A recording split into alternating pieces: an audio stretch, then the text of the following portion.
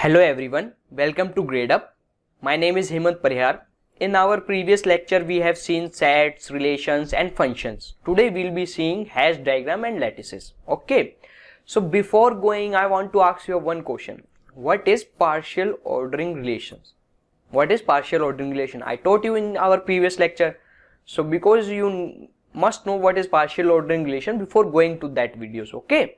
So recall it and then watch this video. So let's start. Hash diagram.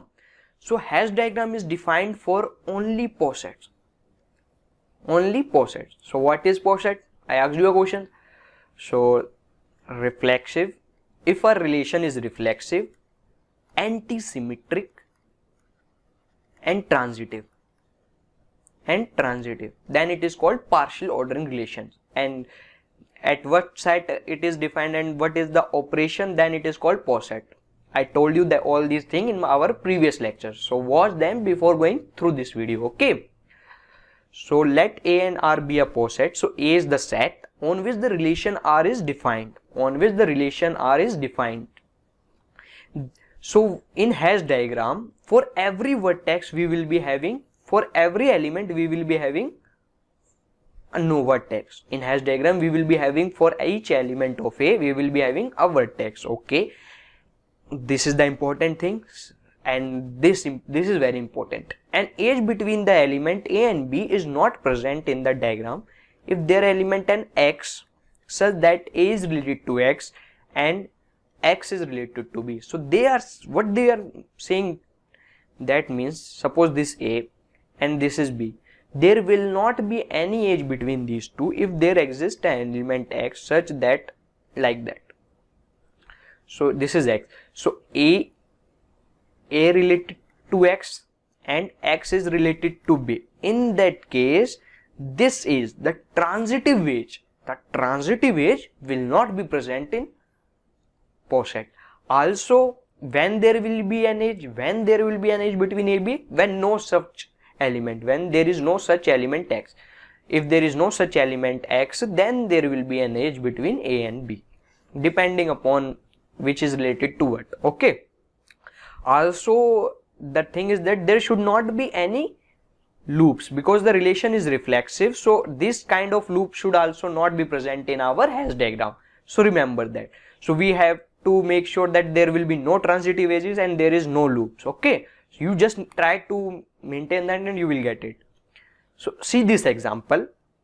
This is the partial order relation for, this is the set A. Okay, and this is the relation. What is the relation? Less than or equal to. Now this is the total diagram of that diagram, and I am asking you to draw the hash diagram of it. How will you draw it? So I told you just remove all the loops. That is for reflexive. For a relation to be reflexive, we have loop. 4 is related to 4. All these kind of elements are present for a relation to be reflexive, and we need to remove them. So this removed, this removed, this removed, and this removed. So it will be look like that. It will be look like this. Now in a previous slide you saw that there should not be any transitive edge. So here you see that 2 is related to 4. This edge should be removed. Similarly, 1 is related to 3. This edge should be removed, and 1 is related to 4. This edge should be removed. Why it is so? Because there is an between 1 and 2, and 2 is related to 4. How it is related? It is related to 3, and it is also related to directly, but we don't need to show the transitive edges. That is why this edge should not be there. So after removing all the edges, how the diagram will be look this kind. So it become very simple and very understandable. Okay, what do you mean by this diagram? It means that 1 is related to 1. 1 is related to 2, 2 is related to 3. It is also showing that 1 is related to 3 because this edge is not present there, but it is showing that 1 is related to 4 also. Okay, 1 is related to 4 also 2 is related to 4 also. These are kind of interpretation also there. Now see this diagram. Okay, phi is related to A, phi is related to B, C and B both. Now is phi is related to AB? Yes, because we have removed that transitive edge because of this element is present. Phi is also related to AB, phi is also related to AC, phi is also related to BC, because we have defined subset, and phi will be the subset of any set. Phi will be the subset of any set. We have learned that. So phi is related to every other set. Phi is related to every other set. In this diagram, you need to identify yourself what is relating. Okay. Now I ask you a question. Is this is related to that?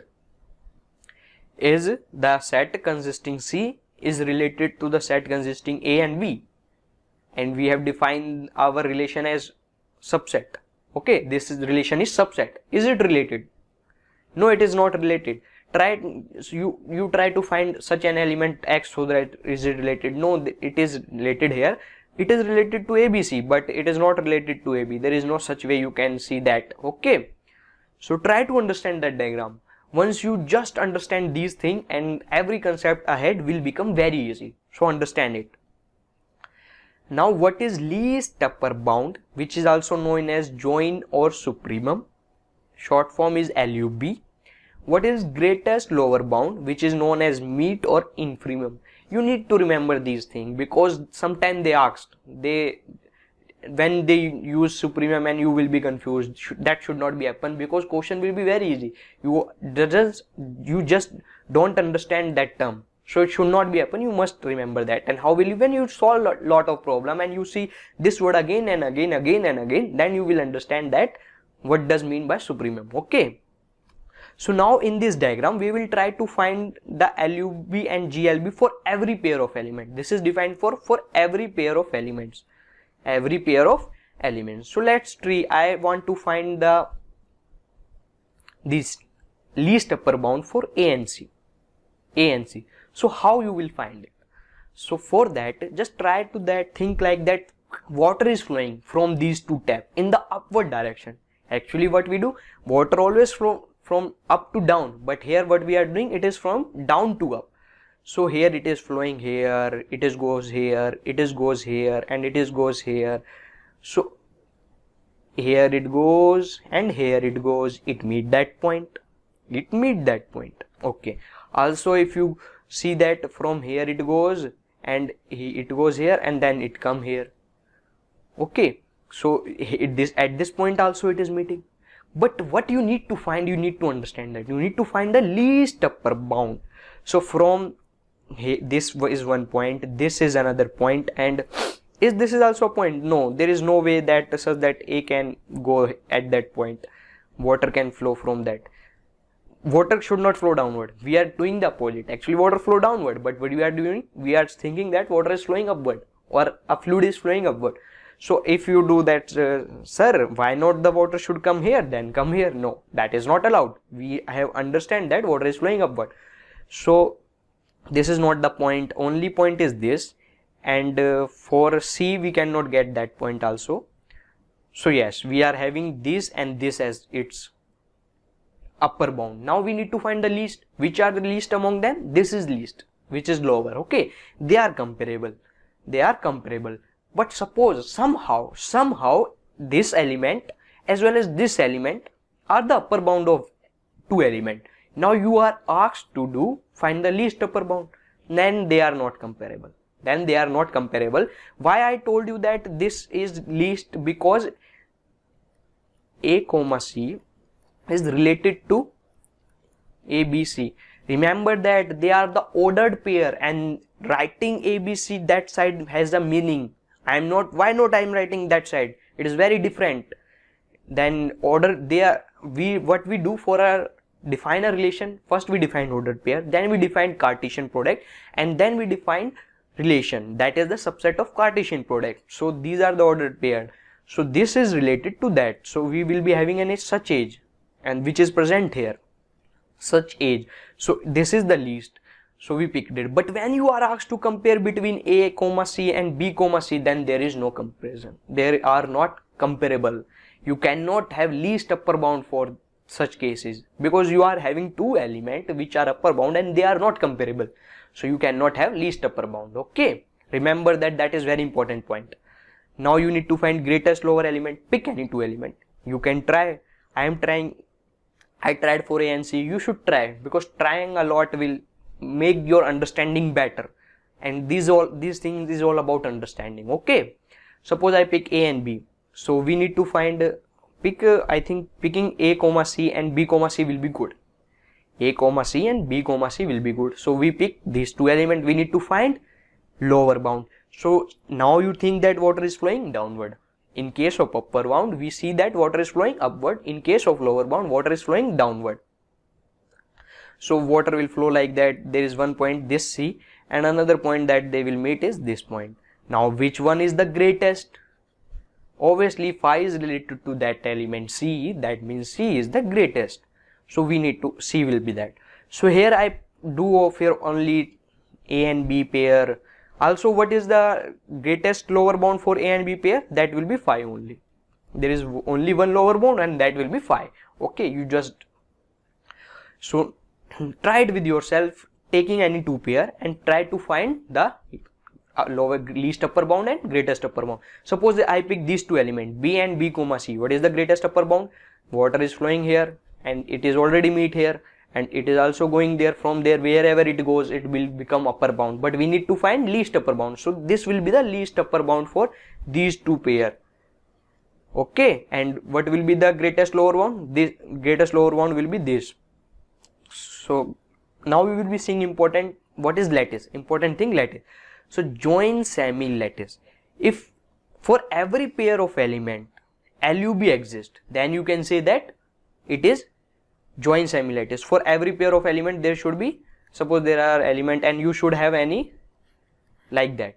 Okay, they may relate it to each other, but you should have these upper bound for every pair of element. How this is the joint semi-lattice? Why it is? Because these element, this one and this one, does not have lower bound, does not have lower bound. So these element and this element does not have lower bound. That is why it is joint semi-lattice. When it is meet semi-lattice, when for every pair we will be having least bound, but we will, for some pair we may or may not have upper bound. For example, see this. See this simple. This is the simple one. And you will, for this element and this element, there will be no upper bound, but there will be a lower bound for every element. For this element and this element, this will be the lower bound. For this element and this one, this will be the lower bound. For these two, this will be. So I considered every pair. Okay, so we will be having a lower bound for every element, but we will not be having upper bound. So what is lattice? If for every element there is GLB and LUB, then you can say that it is lattice for every pair of element. Okay, for every pair of element you should have both, then it become lattice. See this example, this is joint semi-lattice. You can simply take it as A comma B. Now this will be A and this will be B. So I told you that this will be joint semi-lattice. Why it is semi-lattice? Because we will be having upper bound for every pair of element, we will be not having lower bound. And see, this element less than or equal to is our relation. So I will draw it here, 1 2 3 4. Okay, this that is the simple. Okay, now you say that 1 is also less than 2/3. Why not do this edge? Then it will become transitive edge. You should not add it. Okay, and loops are also not allowed. That's why we remove it. Now more example on lattice. Determine whether the poset represented by each of the hash diagram are lattice. So which one of them is a lattice? Which are not lattice? You need to find it. So I told you the concept. Try to find out yourself. For every pair of element, you should have GLU and GLB and LUB. So try to find it. Suppose for this, I pick these two elements, then this will become GLB and this will become ULB. For suppose I pick this element and this element, then this will become E will become LUB and D will become GLB. Try to pick any element, you will find that for in this lattice there is always exist GLB and LUB. So this is a lattice. In this poset there will always such a case. Now for this element, see, for this I am, try it yourself. This is very interesting example and you will find something strange in it. Try it all possibility, then we will discuss it. Okay, so I pick suppose I pick D and C. then obviously we will be having this will be our GLB, and will be our LUB. Okay, so now I am picking two very different things. This is B and C. I am picking vertex B and C, and I am trying to find GLB and LUB. So for LUB, we have a constant here, because water can flow like that, water is flowing like that, and water is flowing here, and water is flowing here, and water is here. So how many upper bounds are there for B and C? How many? Write it down. So D will be the upper bound, E will be the upper bound, and F will be the upper bound. Okay, C, D, E, F. These three are the upper bound. Now I am asking, which among them is the lowest? Which among them is the lowest? Because we need to find LUB, least upper bound. We need to find least upper bound. So which of them among them is least? You can say that obviously D is least than F and E is less than F. So remove F, because F is gonna be upper from D and E. Now I am asking a question, which among D and E is the least? Can you compare them? No, you cannot compare them. You cannot compare these two elements. So we will not be having any least upper bound here. Least upper bound here for these two elements. For these two elements, we will be not having any least upper bound. We have three upper bound, but we don't have any least upper bound. So that is why it is not a lattice. Not a lattice. This is not a lattice. Similarly, I can say that for DI and E element, there will not be any GLB, greatest lower bound, because you will see that this is the lower bound, this is the lower bound, and this is the lower bound. Now again B and C are not comparable. So there will not be any greatest lower bound for the D and E. Now this example, I give you this example and exercise, try it and say whether it is lattice or not lattice. Okay, try it. I am telling you, I think it is lattice. Okay. Now we will see this question that is asked in GATE 2017. So it is recently asked. From set and theory, you will always get 4 and 5 marks in GATE examinations. So focus it. It is very important topic. Okay. Consider the set X is equal to A, B, C, D, E. Okay. Now this is the relation that is defined. Okay. And we will be giving this diagram. You don't need to read all this. You can understand this from that diagram, because it is the hash diagram for this partial order. Now the question is asking the minimum number of ordered pair that need to be added to make X, R a lattice. So we need to identify the number of ordered pair should be added so that it become lattice. First, what should be your thinking? What you should do? If I am at your place, or even everybody will try to see whether it is a lattice or not. And then we will try to add some ordered pairs to make it a lattice. Okay. To do that, what we need to do? We need to prove that for every pair of element, there is a GLB and LUB. Okay. So I pick E and C. Don't pick this easy example E and C, because you know that this will be the lower bound and this will be the upper bound. So don't pick these straight edges. Try to pick like that B and D. It may happen that we don't have, but you see that for B we will be having water is flowing in upward direction, and we will be having E as upper bound, only one upper bound, so it will automatically become least upper bound. And also we will be having one lower bound, and it will become greatest lower bound. Okay. Now if I pick B and C, obviously B will be the lower bound and C will be the upper bound. So if I pick A and E, okay, if you pick A and E, water is flowing in that direction and it will meet that point. So A will become lower bound and E become greatest bound. So take any two pair. How many these elements? 5 elements are there, and you can, in how much way you can take? 5C2. So 5C2 would be 10. 5C2 is 10. Okay. Now take 10 pair and try to see. You don't need to use, after few example you will say that okay, I understood, it is already a lattice. Okay. But I am giving an exercise. Try to with all 10 pair to understand it better. Okay. So it is already a lattice, and the question is asking How much ordered pair should we add so that it become a lattice? It is already a lattice, so the answer will be 0. Answer will be 0. So that is the correct answer. So if you understand every term in it, then do practice. As much as do you practice, you will gain confidence, and the best source to do practice is previous year. Try to solve previous year. Don't miss any previous year. We will be having around 30 year previous year. Try to solve each and every question. Okay, so do practice. Thank you.